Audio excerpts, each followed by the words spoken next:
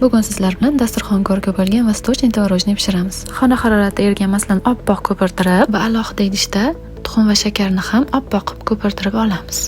Tuxumlarimiz oppoq bo'lib ko'pirgach, saryog'imizni solib, birov mikser qilib olamiz. So'ngra smetanaga chayni soda va vanilin qo'shib, mikser qilib olamiz. Elangan unlarimizni yarmini lopatkada aralashtirib, qolgan yarmini esa qo'lda yumshoqqina xamir qilib olamiz. Tayyor yumshoq xamirimizni ikkiga bo'lib olib, bir qism xamirimizni lentichkalarga kesib olib, qolgan qismini patnisga yoyib olamiz. Endi esa to'g'rigimizga vanilin, tuxum, shakar va limon qirindisi qo'shib, xamirimiz ustiga yoyib olamiz. To'g'rigimiz ustidan boyaga kesib olgan lentichkali xamirlarimizni chiroyli qilib terib olamiz. Chiroyli qilib terib olgan lentichkalarning ustidan tuxum sarig'ini surib, 180 gradusga qizigan pechga 40 minutga jo'natamiz. Pishib chiqqandan so'ng xohishga qarab bezatib olamiz. Men esa shunaqa saxirli pudradan chiroyli qilib bezatib oldim.